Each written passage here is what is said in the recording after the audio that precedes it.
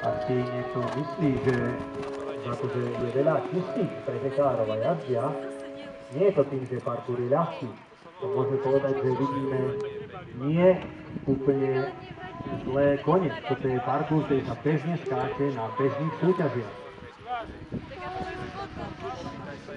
Takže myslím, že kvalita hovorí sama za seba.